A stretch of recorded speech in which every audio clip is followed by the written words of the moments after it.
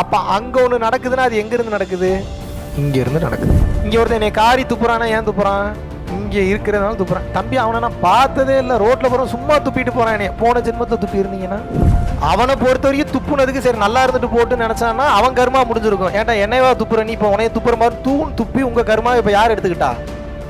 அது பேய் மாதிரி தொத்திட்டு தெரியுது. அடுத்து அவன்கிட்ட போவோம். அந்த வடிவேலு ஒரு படத்துல பார்த்துருப்பீங்களா, தலையில கை வச்சுக்கிட்டே இருப்பாரு. கையை எடுத்தா கழுத்தை கடிச்சிருவான். டக்குன்னு அப்ப என்ன பண்ணணும்?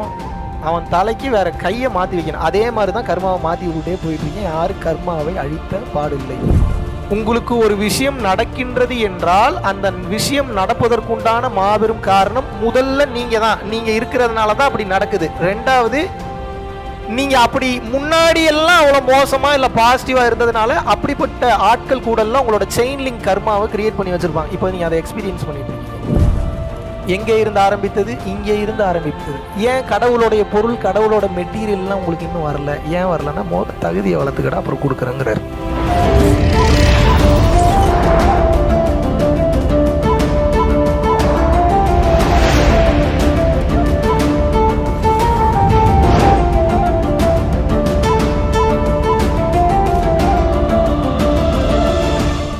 குருவே சரணம். பிப்ரவரி 4ஆம் தேதி சென்னையில், தமிழ்நாட்டில் வந்து பார்த்தீங்கன்னா ஒரு நாள் பரம்பொருள் யோகம் நேரடி வகுப்பு வந்து இன்ட்ரடியூஸ் பண்ணுறோம். ஸோ சென்னை மற்றும் மலேசியா, சிங்கப்பூர் இதை சார்ந்த பகுதியில் இருக்கிறவங்க இந்த வகுப்பில் கலந்து கொண்டு உங்களுக்கான முக்திக்கான ஞான பாதையும் பொருளாதார மேம்பாட்டையும் இறைநிலையை பெறுவதற்கான வழிவகையிலும் தாராளமாக செய்து கொள்ளலாம். அப்ப அங்க ஒண்ணு நடக்குதுன்னா அது எங்க இருந்து நடக்குது? இங்க இருந்து நடக்குது. இங்க ஒருத்தன் என்னை காரி துப்புறானா ஏன் துப்புறான்? இங்க இருக்கிறதுனால துப்புறான். தம்பி அவனை நான் பார்த்ததே இல்லை, ரோட்ல போறோம் சும்மா துப்பிட்டு போறான். என்னைய போன ஜென்மத்துல துப்பி இருந்தீங்கன்னா அப்ப நம்ம சிற்றறிவுக்கு தெரியாது. உங்களை பொறுத்த வரைக்கும் அந்த துப்பு வாங்கினாதான் உங்க கர்மா முடியும். அவனை பொறுத்த வரைக்கும் துப்புனதுக்கு சரி நல்லா இருந்துட்டு போட்டு நினைச்சான்னா அவன் கர்மா முடிஞ்சிருக்கும். ஏன்டா என்னையவா துப்புற நீ? இப்போ உனைய துப்புற மாதிரி துப்பி உங்க கர்மா இப்ப யார் எடுத்துக்கிட்டா? அது பேய் மாதிரி தொத்திட்டு தெரியுது. அடுத்து அவன்கிட்ட போவோம். அந்த வடிவேலு ஒரு படத்துல பார்த்துருப்பீங்களா, தலையில கை வச்சுக்கிட்டே இருப்பாரு. கையை எடுத்தா கழுத்தை கடிச்சிருவான். டக்குன்னு அப்ப என்ன பண்ணணும்? அவன் தலைக்கு வேற கையை மாற்றி வைக்கணும். அதே மாதிரி தான் கர்மாவை மாற்றி விட்டுட்டே போயிட்டு இருக்கேன். யாரும் கர்மாவை அழித்த பாடில்லை. உங்கள் கர்மாவை அவன் சுமக்கிறான், அவன் கர்மாவை கொஞ்ச நேரம் நீங்கள் சுமக்கிறீங்க. இப்போ உங்களுக்கு ஒரு கேள்வி வரும். இப்போ எனக்கு ஒரு பிரச்சனை நடக்குது அப்படின்னா அந்த பிரச்சனை என்னால் நடக்குதா இல்லை அவங்களால நடக்குதா? ஆழமாக பார்த்தீங்கன்னா உங்களால் தான் நடக்குது, அதில் மாற்று கருத்து இல்லை. ஆனால் அந்த பிரச்சனை நடக்கிறதுக்கு இப்போ ஒரு கடைக்கு போகிறீங்க, ஒரு கூல் ட்ரிங்க்ஸ் ஒன்று வாங்கி குடிக்கிறீங்க. கூல் ட்ரிங்க்ஸில் ஒரு கரப்பாம்பூச்சி விழுந்துருச்சு. இப்போ உங்களுக்கு வாமிட் வந்துருச்சு, ஃபுட் பாய்சன் ஆயிடுச்சு, ஐசியூவில் போய் அட்மிட் பண்ணுறாங்க. 75,000 ரூபா ஆப்ரேஷன் சர்ஜரி ஆகும். ஆப்ரேஷனும் பண்ணியாச்சு, வெளியில் வரீங்க. வெளியில் வந்தோடனே அந்த கடைக்காரனை பார்க்குறீங்க. இப்போ அவனுக்கு பெரிய ஃபைட். எப்பட்றா கூல் ட்ரிங்க்ஸில் ஏன்டா கரப்பாம்பூச்சியோட வச்சு கொடுப்பேன்? டே அவங்க கேட்குறேன், டே நானாடா பிளான் பண்ணியாடா கரப்பாம்பூச்சி வச்சு கொடுத்தான், அவனுக்கு எனக்கு கொடுத்தேன். அப்போது நீங்கள் ஆப்ரேஷன் பண்ணி அட்மிட் ஆகி வெளியில் வரணுன்றது விதி. Yes or no? இந்த விதி நடக்கணுன்றதுக்கு எத்தனை பேர் கர்மா வேலை பார்க்குது பாருங்கள். அந்த கடைக்காரனுக்கு கூல்ட்ரிங்க்ஸை கொண்டு வந்து வச்ச டிஸ்ட்ரிபியூட்டரு, அந்த டிஸ்ட்ரிபியூட்டர் எங்கேருந்து மேனுஃபேக்சர் பண்ணானோ அந்த மேனுஃபேக்சரரு, அந்த மாதிரி டைமில் அந்த கரப்பாம்பூச்சி உள்ளே போன அந்த கரப்பாம்பூச்சியோட கர்மா, இத்தனையும் தாண்டி அந்த கம்பெனி நடத்துகிறவனோட கர்மா, இத்தனையும் சேர்த்து தான் உங்களை ஃபுட் பாய்சன் பண்ணியிருக்கு. இப்போ சொல்லுங்கள், ஒருத்தரால் நடக்குதா? ஒவ்வொருத்தரும் இதில் வந்து இன்க்ளூட் ஆகிருக்காங்களா? இது எப்படி நீங்கள் நான் எனக்கு ஏதோ உணர்த்தின அளவுக்கு சொல்கிறேன். எனக்கே பைத்தியம் முடிச்சிச்சு. ஒரு கட்டத்துக்கு மேலே திங்க் பண்ணால் ரொம்ப டீப்பாக போகுது. அது கிருகிருன்னு சுற்றுது. வேணாம் எனக்கு இந்த பதிலே போதும், ஆஃப் பண்ணிக்கிட்டேன் நான். அப்போது அது எவ்வளோ டீப்பாக எவ்வளோ டீட்டெயில்டாக உள்ளே போகுது. போனால் போய்கிட்டே இருக்குது. நமக்கு தலை சுற்றுது. என்னடா இத்தனை போகுது, இவ்வளோ போகுது, எத்தனை பிரான்ச்சஸ் பிரிஞ்சு போகுது. இப்படி தான் உங்களுக்கு ஒவ்வொரு சூழ்நிலையும் நடந்துட்டு இருக்கு. புரிஞ்சுக்க முடியுதா?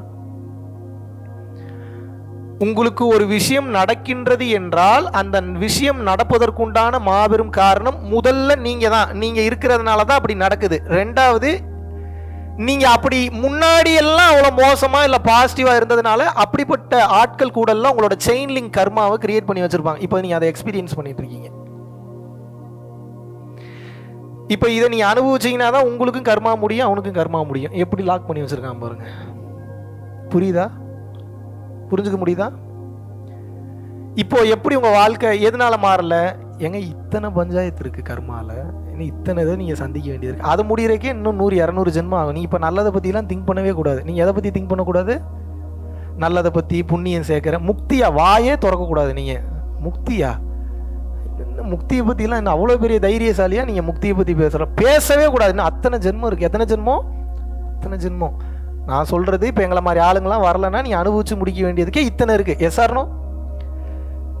இத்தனை அனுபவிச்சு முடிக்கிறதுக்கு இருக்கும்போது இதுக்கு இடையிலேயே நீங்க என்ன பண்றீங்கன்னா, கடவுள் சரியில்லை, இவன் சரியில்லை, அவன் சரியில்லை, எழுத்து வீட்டுக்காரன் சரியில்லை, பால்காரன் சரியில்லை, சமையல்காரன் சரியில்லை. எவன் வந்தாலும் 2-3 நாள் கூட வீட்டில் இருக்க மாட்டான், வேலையை விட்டு ஓடிடும். அவங்ககிட்டலாம் ஒரு நாள் கூட இருக்க முடியாது. எப்படி 2-3 நாள்? 2-3 நாள் இருந்தாலும் அவங்களுக்குலாம் அவார்டு கொடுக்கணும். அவ்வளோ தூரம் டார்ச்சர் பண்ணுறீங்க, சாவடிக்கிறீங்கன்னா எவன் இருப்பான்? ஒருத்தனும் இருக்க மாட்டான். எங்கே இருந்து ஆரம்பித்தது? இங்கே இருந்து ஆரம்பித்தது. ஏன்? கடவுளுடைய பொருள், கடவுளோட மெட்டீரியல்லாம் உங்களுக்கு இன்னும் வரல. ஏன் வரலன்னா, முதல்ல தகுதியை வளர்த்துக்கிட்டா அப்புறம் கொடுக்குறேங்கிறார். எந்த தகுதியை எப்படி வளர்த்து கொள்ள வேண்டும் தெளிவா புரிஞ்சுக்குங்க. உங்க எண்ணம் மாறுகின்ற வரைக்கும் உங்கள் வாழ்க்கை மாறாது. எழுதி தரேன். சில பேர் கோடீஸ்வரர்களாக இருப்பார்கள், ஆனால் பெரும் பிரச்சனைகளை அனுபவிச்சுட்டு இருப்பாங்க. இப்ப எனக்கெல்லாம் என்ன மாதிரி பிரச்சனை தெரியுமா வரும்? சொல்லட்டுமா? சொல்ல வேணாமா? இப்போ உங்களுக்கெல்லாம் பிரச்சனை எவ்வளோ பெரிய பிரச்சனை. எனக்கு பாருங்க, ரெகுலராக யூஸ் பண்ணிட்டு இருந்த வாட்ஸ்அப்பை பேன் பண்ணிட்டானுங்க. எதுக்கு பேன் பண்ணானுங்கன்னே தெரியல. ஏன் வாட்ஸ்அப்பில் ஆஃபீஸ் வாட்ஸ்அப்பை பேன் இப்போ உட்காந்து நான் மண்டை பிச்சுட்டு இருக்க வேண்டியதாக இருக்குது. எதுக்கு வாட்ஸ்அப்பை பேன் பண்ணானுங்க? அது ரீசனும் சொல்ல மாட்டானுங்க. எதுக்கு பேன் பண்ணானுங்கன்றதும் தெரியல. எங்களுக்கு வர பிரச்சனையெல்லாம் பார்த்தீங்களா எப்படி இருக்குன்னு. ஆக மொத்த பிரச்சனை உங்களுக்கும் உண்டு, எனக்கும் உண்டு. என்ன எங்களுக்கு பிரச்சனையோட வீரியம் கம்மி. நான் அனுபவிச்சு முடிக்க வேண்டும்ன்ற பெரிய கர்மாவை, செருப்படி வாங்கணும்னு இருக்கக்கூடிய கர்மாவை, போற இடத்துல வேற 4 பேர் செருப்பு மாத்தி விட்டுருக்காங்க, அந்த செருப்பு எடுத்து நான் அடுக்கி வச்சேன்னா போதும், அந்த கர்மா அதுல போயிடும். புரியுதா புரியலையா உங்களுக்கு? அப்ப நான் இறைவனை சரணாகதி செய்யும் போது எனது பாவ செயல்களை நான் வாழ்ந்துதான் ஆகணும். ஏன்னா வாழ்ந்து முடிக்கல அப்படின்னா கர்மா கழியாது. இந்த கர்மா முடிக்கிற வரைக்கும் என் உயிரை எடுக்கவும் மாட்டார். அப்ப என்ன பண்றாரு? வாழ்ந்து முடின்னு வெயிட் பண்ண வைக்கிறாரு. ஆனா கர்மாவை முடிக்கணும். அப்ப என்ன பண்ணணும்? அடிக்க வேண்டிய அடியெல்லாம் கொஞ்சம் கொஞ்சமா அடிச்சு கம்மி பண்ணிக்கிட்டே வருவார். புணர்ந்தால்னா தெரியுமா? செக்ஸ் வச்சுக்கிட்டான்னு அர்த்தம். புணர்ந்தால் எப்படி இருக்கும் என்று கேட்டேன், இறைவன் புணர்ந்து பார் என்று கூறினார். வார்த்தையை கவனிக்கணும். புணர்ந்தால் எப்படி இருக்கும் என்று கேட்டேன், இறைவன் புணர்ந்து பார் என்று கூறினார். அப்படியா? குழந்தை பெற்றால் எப்படி இருக்கும் என்று கேட்டேன், குழந்தை பெற்றுப்பார் என்றார். முதலீடு செய்தால் எப்படி இருக்கும் என்று கேட்டேன், முதலீடு செய்து பார் என்றார். சண்டை போட்டால் எப்படி இருக்கும் என்று கேட்டேன், சண்டை போட்டுப்பார் என்றார். ஆஹா, அற்புதம். பிறருக்கு உதவினால் எப்படி இருக்கும் என்று கேட்டேன், பிறருக்கு உதவிப்பார் என்றார். இறந்து போனால் எப்படி இருக்கும் என்று கேட்டேன், இறந்து பார் என்றால். உடனே நான் அவரிடம் கேட்டேன், இறைவா, எல்லாவற்றையும் என்னையே செய்ய சொல்கின்றாயே, உனக்கு இறைவனாக அப்போது என்னதான் வேலை என்று கேட்டேன். எல்லாருக்கும் இந்த டவுட் இருக்கா இல்லையா? அட அறிவு கட்ட முட்டா போயில, அந்த அனுபவமே நான் தான் என்றார் இறைவன். என்ன புரியுது உங்களுக்கு? இதை புரிஞ்சுக்கிட்டீங்கன்னா அமைதியாயிரும். மைண்ட் டோட்டல் சைலண்ட்டுக்கு வந்துருவீங்க. என்ன புரிஞ்சுது இப்போ நான் சொன்னதுல? இறைவா, எதை கேட்டாலும் செய்து பார், உணர்ந்து பார், கற்றுப்பார், அனுபவித்து பார் என்று கூறுகிறாயே. அப்ப இறைவா, உனக்கு என்னதான் வேலை என்று நான் கேட்டேன். இறைவன் கூறினார், அடே அந்த அனுபவமே நான் தான் என்று இறைவன் கூறினார். என்ன புரியுது? ரொம்ப கஷ்டம் போல உங்களுக்கு புரிய வைக்கிறது. எவ்வளவு டீடைல்டான ஒரு தத்துவ விளக்கத்தை கொடுக்குறேன் நான். Very good. உங்களுக்கு நடக்கக்கூடிய ஒவ்வொரு அனுபவமும் இறை அனுபவம். கை போயிருக்கலாம், ஆக்சிடென்ட்ல கால் போயிருக்கலாம், வாய் பேச்சு போயிருக்கலாம், காது போயிருக்கலாம், உயிரே போயிருக்கலாம். அனைத்தும் அனுபவம் தான். இதுதான் பக்குவம். இந்த பக்குவம் வரணும். எண்ணம் மாறினாதான் இது எல்லாமே மாறலன்னா மாறாது. எப்படி வசதி? எண்ணம் மாறினாதாங்க இது மாறும், இல்லைன்னா மாறாது. நீங்க எண்ணத்தை மாத்தாம நீங்க என்னதான் என் வாழ்க்கையில நான் அதை பண்றேன், இங்க பண்றேன், இதை ஓடுறேன், விளக்கு ஏத்துறேன், நான் போய் கால பயிரவரை பாக்குறேன், அவரை பாக்குறேன், இவரை மாறாது. எழுதித்தர மாறாது. மேபி நீங்க அலைஞ்சதுக்கு, போனதுக்கு, வந்ததுக்கு, இந்த நாய்க்கு பிஸ்கெட் போடுவாங்க இல்லை, போற வழியில ஒரு 2 பிஸ்கெட் போட்டு போவோமே, அந்த மாதிரி நீங்க அவ்வளவு தூரம் அலைஞ்சதுக்கு உங்களுக்கு ஏதாவது கொஞ்சோண்டு போடுவாங்க, வச்சுக்க போ, ஜாலியா இருந்துட்டு போ. ஆனா அது உண்மை கடவுளை அடையாளம் காட்டாது. இந்த மொத்த வாழ்க்கையும் உங்களுக்கு எதுக்கு கொடுக்கப்பட்டிருக்கிறது நீங்க நினைக்கிறீங்க? சொல்லுங்க. எதுக்கு கொடுத்துருக்கானுங்கன்னு நினைக்கிறீங்க நீங்க? சொல்லுங்க. Very good. பக்கத்துல வந்துட்டாரு. இன்னும் கொஞ்சம். இன்ப துன்பத்தை அனுபவிக்க. வேற கர்மாவை அனுபவிக்க, அதுவும் கரெக்டு தான். பட் அதுக்கு ஒரு ஆழமான காரணம் இருக்கு. Very good. இன்பம் துன்பம் என்ற 2 வகையான விஷயங்களை உனக்கு நான் கொடுத்து கொண்டே இருப்பேன். சில நேரத்தில் இன்பம் அதிகமாக இருக்கும், சில நேரத்தில் துன்பம் அதிகமாக இருக்கும், சில நேரத்தில் எதுவும் இல்லாமல் அமைதியாகவும் இருக்கும். அனைத்தையும் நீ அனுபவித்து அதிலிருந்து ஒரு பாடத்தை கற்றுக்கொள். ஒன்று அந்த பாடம் இதை பண்ணுன்னு சொல்லும், இல்லை பண்ணாதன்னு சொல்லும்.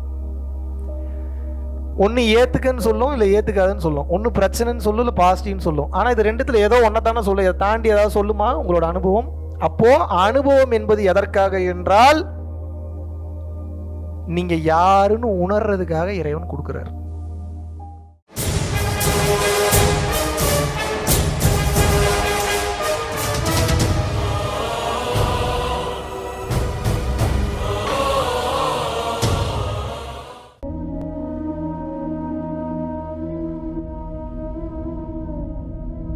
பரம்பொருளின் கருணையினால உங்களுடைய இடைவிடாத அன்னதானத்திற்கு நீங்கள் அனுப்பப்பட்ட பணத்தின் மூலியமாக பல லட்சம் உயிர்களுக்கு இது நாள் வரைக்கும் சாப்பாடு கொடுத்துருக்கோம்.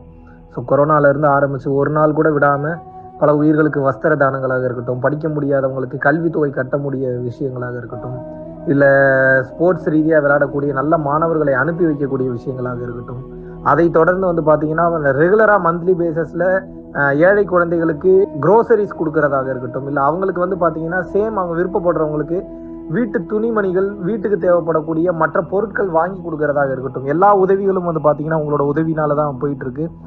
சாது சிதம்பர சுவாமிகள் வளநாட்டார் ஒரு வார்த்தை சொல்லுவார், பசித்தோர் முகம்பார் பரம்பொருள் அருள் கிட்டும் அப்படின்னு சொல்லுவார். வள்ளல் பெருமானும் ஜீவகாருண்யம் உள்ள சம்சாரிகளுக்கு எப்பேற்பட்ட சூழ்நிலையிலும் பார்த்தீங்கன்னா அவங்களோட லாபம் தடைபடாது, தொழில் பிரச்சனைகள் நிவர்த்தியாகும், அதை தொடர்ந்து வாழ்க்கையில குடும்ப பிரச்சனைகள் விலகும், அதுபோக குழந்தை சம்பந்தமான பிரச்சனைகள் எதுவாக இருந்தாலும் இந்த அன்னதானத்திற்காக நீங்கள் செய்யக்கூடிய ஒவ்வொரு ரூபாயும் அது உங்களுக்கு நிச்சயமாக புண்ணியமாக சேரும். புண்ணியத்தை கடந்த நிலையில் முக்தி பாதைக்கும் அது நிச்சயமாக உங்களை வழி நடத்தும். அதனால விருப்பப்படுறவங்க நம்மளுடைய பரம்பொருள் அறக்கட்டளையினுடைய சேரிட்டி ஆக்டிவிட்டீஸ்க்கு தங்களுடைய விருப்பப்படக்கூடிய நன்கொடையை கீழே உள்ள டெஸ்கிரிப்ஷன்ல இருக்கக்கூடிய அக்கௌண்ட் நம்பருக்கு செலுத்தலாம். இதற்குண்டான அந்த அருளை சித்தர்கள் உங்களுக்கும் உங்கள் குடும்பத்தாருக்கும் வழங்க வேண்டுகிறேன். குருவின் பரிபூர்ண அருளாசிகள். குரு கடாட்சம்.